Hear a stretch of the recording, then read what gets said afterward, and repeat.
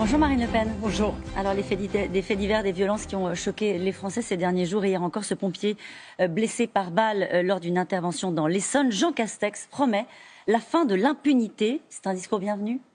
C'est un discours que nous avons entendu 20 fois, 30 fois, 40 fois de la part des différents gouvernements qui se sont succédés et auquel peu ou prou M. Castex a participé, parce que vous savez, l'habit fait pas le moine et l'accent fait pas la proximité. M. Castex est un haut fonctionnaire qui a fait toute sa carrière à la Cour des comptes, dans les ministères, qui a d'ailleurs été chargé, vous vous souvenez, de la tarification à l'activité qui a ruiné l'hôpital public français. Donc, moi, j'attends des actes. J'attends de voir précisément ce qu'il va proposer. Sur la sécurité notamment, il dit création d'un juge de proximité spécialement affecté à la répression de ces incivilités. Le problème, c'est la réponse judiciaire. Non, le problème, est-ce que M. Castex prend conscience qu'on n'en est plus aux incivilités? On n'en est plus aux jeunes qui collent leur chewing-gum sous le siège du bus. Ça commence par là, c'est ce qu'il dit. On en est à des policiers et des gendarmes qui sont victimes d'assassinats ou de tentatives d'assassinat, comme ça a été le cas pour ce jeune pompier hier ou pour cette jeune gendarme Mélanie il y a quelques jours. On en est à des massacres des chauffeurs de bus ou de jeunes qui sont massacrés dans nos rues, nos gamins. Je veux dire, on n'en est plus aux incivilités. On est victime en France d'un véritable ensauvagement qui nécessite véritablement une politique globale de lutte contre la criminalité. Alors oui, on va rétablir les tribunaux de police. Bien, faire et défaire, c'est toujours travailler, dit-on. Mais je ne crois pas qu'il ait pris conscience de la gravité de la situation dans notre pays. Moi, j'aurais aimé un Premier ministre qui vienne nous dire que la priorité, par exemple, pour lutter contre la crise économique, c'était les TPE-PME. Allez, ça, on va en parler. On va en parler de l'économie. Je voudrais qu'on continue malgré tout sur la sécurité et sur cette partie de son discours. Il a annoncé un projet de loi contre les séparatismes pour éviter que certains groupes ne se referment autour d'appartenances ethniques ou religieuses. C'est bien de prendre conscience de ce sujet-là. C'est une prise de conscience que Emmanuel Macron avait eue. Mais là, les choses sont dites clairement. Il serait temps. Là encore, on a entendu 1000 fois des gouvernements nous annoncer qu'ils allaient lutter contre l'islamisme et non pas l'islamisme radical, car il n'y a pas d'islamisme modéré. Il faut aussi M. Castex comprenne cela, mais peut-être ça viendra. Mais encore une fois, comment est-ce qu'on lutte contre le communautarisme quand on ne veut pas arrêter l'immigration massive que nous vivons, alors que nous savons que l'immigration est le terreau du communautarisme? Il y a encore une fois des incohérences dans ce discours. Si je puis me permettre, Madame Rouge, j'ai le sentiment... Vous vous souvenez quand on était jeune et qu'en mathématiques, on nous demandait de faire une addition, on nous demandait de montrer toutes les étapes de l'addition pour démontrer qu'on avait compris le processus et que le résultat n'était pas le fait du hasard ou de la triche.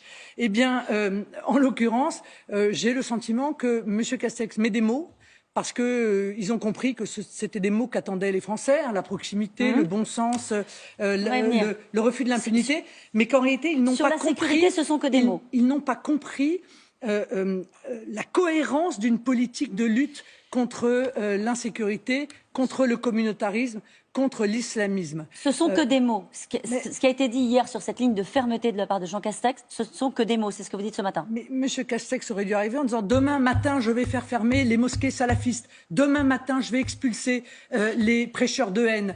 Demain matin, je vais mettre en place l'expulsion systématique des délinquants et des criminels étrangers qui commettent des forfaits dans notre pays. » On n'a rien eu de tout cela. Alors, on a eu le Karcher version Castex.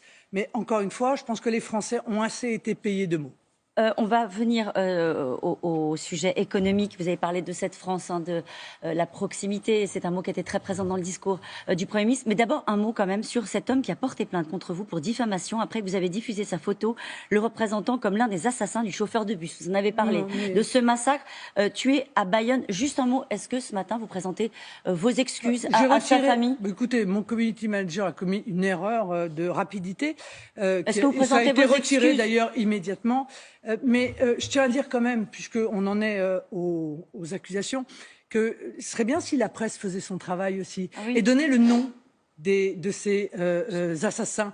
Parce qu'on a le sentiment que selon les délits ou les crimes, le nom de l'assassin est immédiatement donné pour certains et que pour d'autres, on a des initiales, on a des profils et on n'a pas les noms. Pourquoi? Là, c'était pas le bon. Alors moi, je viens poser une question à tous les médias ce matin sur votre antenne. Pourquoi est-ce que les médias ne donnent pas les noms des présumés assassins, des présumés violeurs? Je rappelle que la loi française interdit de donner les noms uniquement lorsqu'ils sont mineurs, et je me rends compte que systématiquement les noms ne sont pas donnés. Alors il faut faites votre travail, ça évitera qu'on commette des erreurs. La question était très simple. Quand on fait une erreur, on peut demander pardon. On peut aussi présenter ses excuses à quelqu'un qu'on a accusé à tort d'être un assassin. Encore une fois, sur les deux d'ailleurs, il me semble qu'il y en a un qui est réellement dans le cas. Mais encore une fois, moi, mon souhait, ça n'est jamais de porter du tort à des gens qui sont innocents. Donc vous présentez vos excuses. J'ai donc demandé immédiatement à mes équipes de retirer ce tweet que je n'avais, ce message Facebook que je n'avais pas validé. Et je suis évidemment désolée pour cet homme qui est, s'il est innocent, de s'être retrouvé dans cette situation. Mais vous, donnez les noms. On a bien compris. Donnez les noms, vous. Voilà. Les retraites. Est-ce que vous êtes satisfaite de la façon dont le Premier ministre aborde ce sujet-là? Il dit on ne le prend plus dans son ensemble. Il y aura la réforme systémique d'un côté et de l'autre côté l'urgence d'une réforme financière. Est-ce que c'est la bonne manière de prendre les choses? Mais comment voulez-vous que je sois heureuse quand je vois revenir ce projet de réforme alors que je le trouve profondément injuste et que l'objectif de cette réforme des retraites, c'est évidemment de baisser le niveau des retraites des Français. Comment voulez-vous que je sois heureuse de voir que ce gouvernement persévère dans cette mauvaise réforme alors que même ceux qui étaient pour, le MEDEF, la CFDT, disent halte au feu, arrêtez avec cette réforme au moment où nous allons être confrontés à un chômage massif, à une précarisation aggravée de nos compatriotes. Non, bien entendu, je ne m'en réjouis pas. Réconcilier les Français, il veut réconcilier les Français. C'est France qui ne se regarde plus. Écoutez, la France du bon sens, c'est la même que la France des oubliés. Oui, bien sûr, encore une fois, on colle des mots en se disant que ça va peut-être être agréable comme sonorité à l'oreille des Français. Mais les Français, je vous l'ai dit, ils ne veulent plus être payés de mots, ils veulent des actes, ils veulent des politiques cohérentes. On ne peut pas, encore une fois, annoncer, par exemple, une politique comme je le souhaite, moi, pour les villes moyennes, sans nous dire comment on va recréer de l'activité économique dans ces villes. Or, il ne l'a pas fait, ni sur ce sujet, ni sur beaucoup d'autres. 100 milliards de plans de relance, 40 milliards pour l'industrie. Mais comment? Où? De quelle manière? Parce que mettre 40 milliards sur la table, si on continue avec les accords de libre-échange, si on refuse de lutter contre la concurrence déloyale internationale, alors c'est de l'argent qui va servir à la relance chinoise.